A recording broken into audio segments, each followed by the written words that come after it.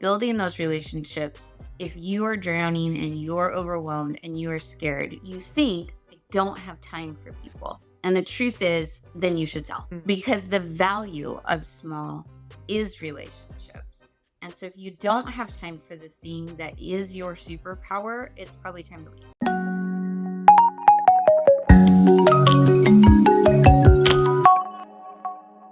Hey everybody, welcome back to Arbeit. I have a great guest today. We're joined by Mindy Chumbley of Solverity. She's going to be speaking next week on thriving as a small collection agency in a big pond at ACA International. However, today we're going to be talking a little bit about how to navigate running a small agency in the age of acquisition.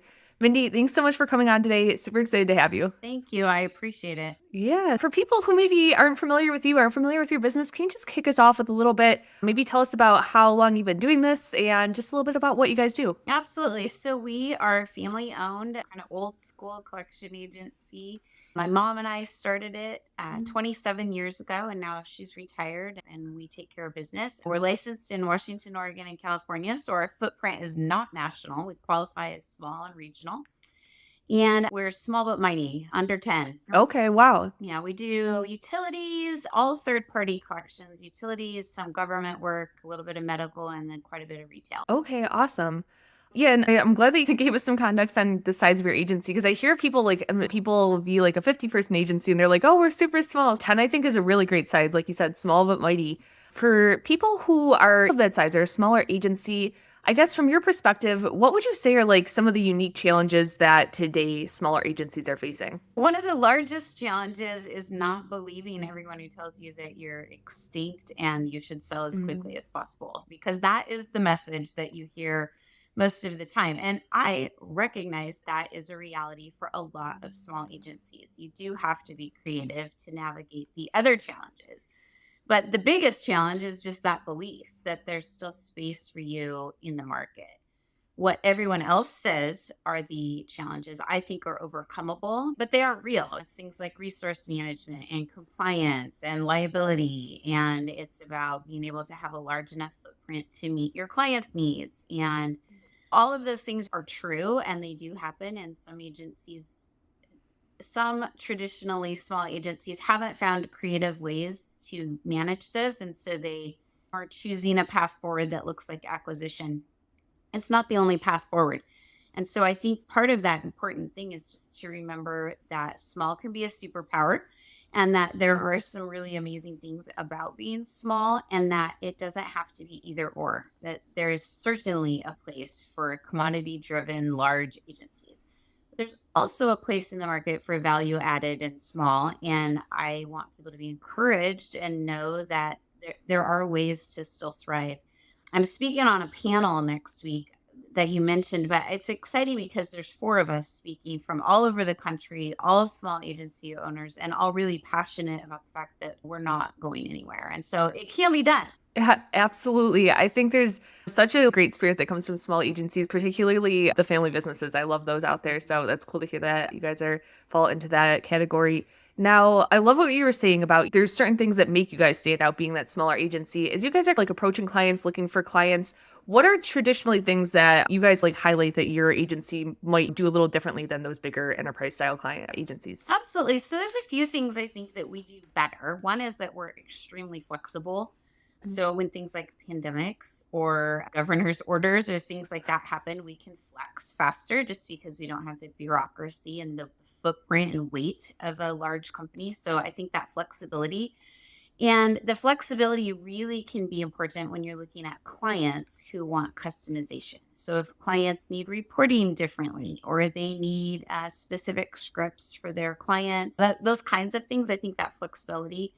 And then the other thing I think that's important is you just being local, you have a better idea of the situation that your consumers are going through because you live in the same areas. And so you understand about the market slowdowns, you understand about local resources, or you understand about the political climate in your area. And so I think sometimes those partnerships can be a really good footprint or a really good partnership with local clients. And local meets local is a good fit. Sometimes a large enterprise agency, they're going to have their processes set up to meet the needs of large companies. And then frankly, they don't necessarily have time for some of that customization of the small. And so customer service is the second thing. And then the third thing I think that small can do better than big, or at least as well, is in advocacy, with legislative advocacy and with building relationships with local regulators and in selling our story and talking about unintended impacts on our community from law change. I think there's nothing like somebody that's in the same district or somebody whose business is in the same region as the law that's being made. And that advocacy, that local advocacy really is one of the things I think we do better than anybody. Absolutely. I think there's such a need, especially in our industry, for advocacy. And if I'm not mistaken, I think what I saw on LinkedIn, I think you're a big part of the Northwest Collectors Association, if I'm not mistaken. Yeah, so I'm the past president, just recently past president of the Washington Collectors Association, and I ran the most recent fantastic team of people who put on the Northwest Collectors Conference. So all regional advocacy, we've got such a good team here in Washington too. We were just able to be part of stakeholder group for a credit repair legislation that just went into effect, like this week. And so some of those things are good examples where I've sat with legislators in their offices talking about unintended consequences. I have relationships with local consumer advocates. I should say I have good relationships with local consumer advocates where there's, of course, some difference about how to help consumers or what happens when liquidity is restricted for families. But having those conversations with people who understand what it's like to live in Washington or understand what it's Right. like to be West Coast, those relationships are not the same as somebody who's flying in or testifying by Zoom from the East Coast. It's different. And Yeah. so being able to have those conversations in the same kind of language that the people around you understand and the same kind of stories and culture is, I'm passionate about advocacy, and I think we can do a better job when we keep local agencies involved. Yeah, I'm not sure if you follow Mike if he was doing a series where he would ask people what they wish they could change about the industry. And like one thing I would always see people say, they wish they could change the perception of the industry. Nobody wants to get contacted by a debt collection agency, but like you were saying, I think such a big part of that is if you can meet the consumer where they're at and have some relation to them, it seems like that would be a really strong way to facilitate that relationship and maybe make that a less intimidating process to go through a debt collection agency. Yeah, absolutely. The truth is, I don't even know that it's necessarily that people don't want to be contacted by a collection agency. They don't want to have their finances in such a state. Right. Everybody, I believe, wants to pay their bills. I think there's a few criminal people out there who are trying to scam, but I think most people want to do the right thing and they want to take care of Yeah. their bills. But life happens. And so being able to have conversations that says, hey, I understand that large company in our city just laid off everybody. And I also know about some of the community resources where we can make sure that your family is linked up to housing or to food or, and do I spend all of my day doing that? No. But I think the fact that the heart is, hey, these are my neighbors is something that my clients appreciate. And that's not something that you get from a call center that's outsourced or a 200% call center.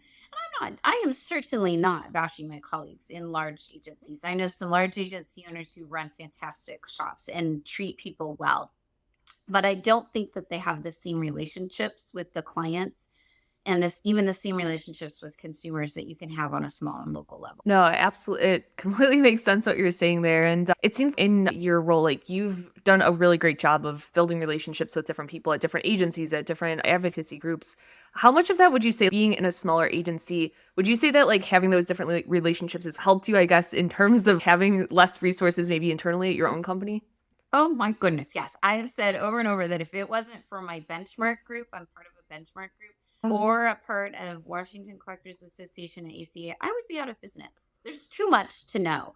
And if you are out there and you own a small agency and you're not active in your state unit and you're not active in a trade association and you haven't found a benchmark or you haven't found referral agreements, then yeah, probably acquisition and selling might be the way to go.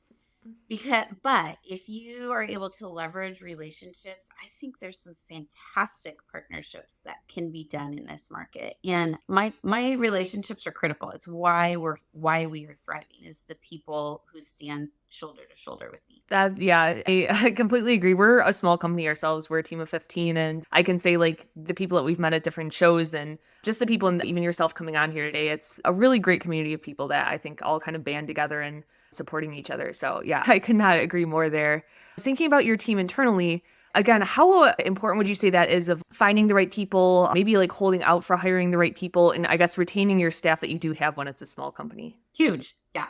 That's one of the things that is hard on a small level that you really do have to figure out. And that is training, because I'm the owner here and I work. Like, I have tasks. Yeah. And so hiring and training means that now I'm doing double or triple tasks. And so figuring out ways to keep your team happy, how to use technology to replace some of those rote tasks so that the people that you have are doing the things that computers can't, relationship building and conversations and creativity, those kind of things. I think those are two of the things. But yeah, if you have high turnover, that would be another reason to sell because you're going to have a hard time maintaining a staff. But if you're able to leverage technology and you're able to find and keep good people, I love my team. We do not have a ton of turnover.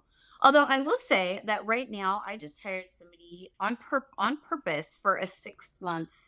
She's Okay. working for us for 6 months. She's about to become a nurse. She's almost done with her schooling, and so in January she's going to be a nurse. And I hired her on purpose because I know her and she's really smart.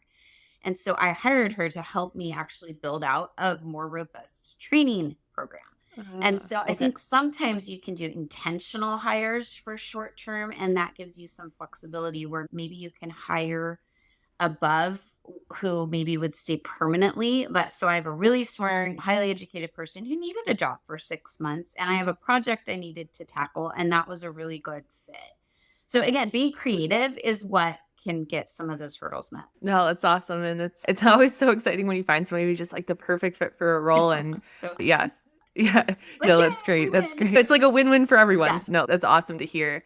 One of the things you mentioned in there was also like having the right technology on hand to fill in for maybe like where you don't have the manpower. Are there any like specific things that you guys maybe use in your agency that you're like, if we didn't have this, we could not like get by, or anything that stands out from a technology standpoint that might help smaller agencies? I do really love my portal. We use Pride Innovation. Give them a shout out. I do. I love our portal. But what I will tell you is that we are investing heavily right now in research. I know I'm going to hang up and get a whole pile of calls from all of the people. All right. Next week at convention, they're all going to tackle me, all the vendors, but there's some massive change coming in the market. I think that there's a lot of behind the scenes work happening with partnerships. I think open connectivity is coming. I think there's just some more SaaS based things that are coming. And it's not so much that I have miracles right now. I'm just really excited about what is right around the corner.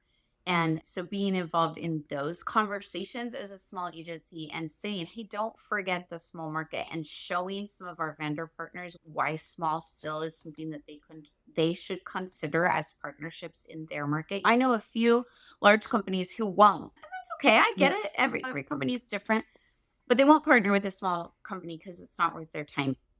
But I do think that there's a way that this goes back to those relationships. There's a way that benchmark groups or referral agreements or employee shares can help share resources. And so we're not tasking our partners, like our vendor partners, with too much. And so when we can pool the ask and do some of the splitting on our end, I think that's, again, another creative way to be involved where small companies can band together in vendor partnerships and can pick up some efficiencies that maybe would be outside of their reach. Yeah, absolutely. And you've mentioned it a few times.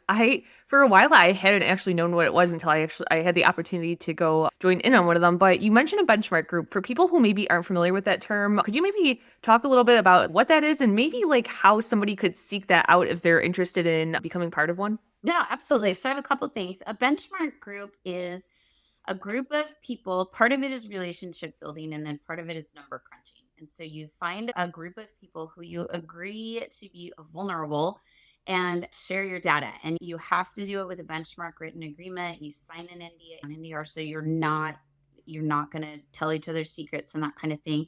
It's a good idea to join a benchmark where maybe you're not direct competitors, your market Mm. lines are slightly different, or your region is different.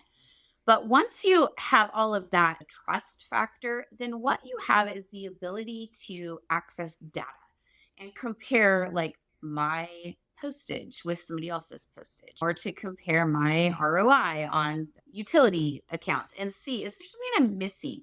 And then we do, in my benchmark group, I'm a member of Climb, is the name of it. And if my benchmark group tells me, we do SWOT analysis where we're looking at strengths and weaknesses, opportunities and threats. And sometimes those SWOT analysis can be painful because it's hard to have somebody come into your life and say, hey, I value you and I respect you, but I got to tell you, you're missing opportunity here, Mm. or you're holding yourself back here. But having somebody who knows the truth about you because you've shared your numbers and shared kind of your struggles. We do agency tours where we go into each other's shops, Oh, okay. and you're like vulnerable, but there's amazing power in that vulnerability. And in being able to say, I trust these people, they want the best for me. Best practice is when all of us do our work in compliance and all of us do our work well. When one of us goes off the rails or has bad policy, then we get bad law. And so being intentional about finding people you trust who can speak truth into your life has been amazing. Your second question was, how do you find one? So I have a couple resources. One is ACA has had some classes.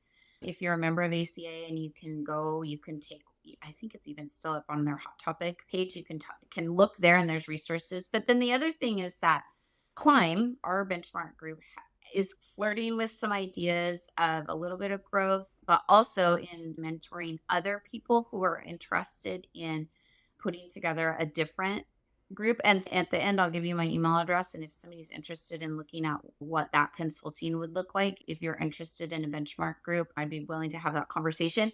But ACA has resources too. And I think RMI does as well. Yeah, Most yeah. most trademark groups, if you ask your trade association, they can get you in touch with other interested people. But relationships are huge. And then the other thing is, I really believe in referral agreements and in client Mhm. sharing. And you can do that outside of a benchmark. If a benchmark sounds scary to you and you're like, no, I don't actually want to give people that much access to my life, I think there's other ways to get some support through referral agreements where, like I said, I'm only licensed in Washington, Oregon, and California, but I have some clients that I've done referral agreements with some other agencies, and we're sharing clients. And so I'm getting a tiny percentage of their collections, and we're protecting each other where we're not trying to poach that client. So referral agreements can be huge. And then the other thing is to find a company. We have one, Solverity. I'm a collection agency, but I also have a self servicing arm where you could apply into my servicing arm. And if I have a client that has placements or locations outside Washington, Oregon, and California, then you could become one of the Solverity servicing and have client placements outside of that. And so there are options for ways to get hooked up. And I'm small. My servicing is small as well. Yeah. So there's other servicing companies that you can apply to and get in on maybe some new business that would be outside your footprint. Because the truth is that there are groups out there who are large national, who want a large national partner. Absolutely. There's other groups out there who recognize the value of small and are looking to partner with small, but they want vetted small. They don't want some rogue Mhm. agency that hasn't Right. made any changes in the last 30 years. That's not what people are looking for. But making sure that your policies are right and having agencies inside the small marketplace be able to partner with you and talk about what that looks like so that we're all doing best practice is one of the ways that we're going to stay around. So I don't know if that answered the question. I talked a long time there. No, it absolutely did. And like what one of the things that, like, as you've talked throughout this entire time, that I've really at least taken away from my side is it seems like the relationships seem to be a really critical part of this. And just like getting that constant feedback, having other people who can have a fresh set of eyes come in and help you seems to be something, at least from your experience, that's been really important. With that said, I guess the final question, I'll wrap this up, and maybe like it's relationships or maybe it's something else, but for that small agency out there who maybe they're struggling right now, they're overwhelmed, they have too much on their plate to handle, is there, maybe this question is different for every agency, but is there a place that maybe you would recommend they focus in on first and get dialed in first to get some breathing room in their agency? You know, that That is a big question because that is one of the struggles of being small is that there's many hats, right? Like you can't do you can't do one thing and then do another Yeah. thing. You have to do 12 things all at once. But so if you listen to the national narrative, and the truth is that the market is consolidating. It is. A lot of agencies are going to sell and be acquired. And that's okay for a lot of people. But that narrative says that the number one thing you have to do is technology. And that is the only way forward. I think technology is critical. I really do. And like I said, I'm investigating. I'm really excited about what technology is coming. I'm excited about what AI conversation looks like. I'm excited about automation. Like I recognize the value of tech. But for me, what that narrative forgets is what's more important, and that is people, and that's the relationship. And so for me, I think the first thing to do would be to find your people, because your people are also going to be able to tell you how to implement technology. Your people are going to tell you maybe it is time to sell and help you find the right buyer or how to get ready for acquisition. It's not like you wake up one morning and you say, I'm selling my agency, and the next day you sell it. No, it's a big, huge process. There's a ton of work to do. And so for me, I would say the first thing you got to do is find your people. And whether that means reaching out to me and our benchmark and trying to find a benchmark, maybe that's it. Or maybe it means calling ACA or one of the other good trade associations and saying, hey, where are the local people? Getting involved with a CE. I would say building those relationships. If you are drowning and you're overwhelmed and you are scared, you think, I don't have time for people. And the truth is, then you should sell, because the value of small is relationships. And so if you don't have time for the thing that is your superpower, it's probably time to leave. If you have time to leverage those relationships, then I think you could be a part of what's going to be a really vibrant and exciting and full-hearted network of small agencies. Offers value in this space that can't be offered by the big enterprise agencies. Is that number going to shrink? Absolutely. Like, it's delusional to think it's not.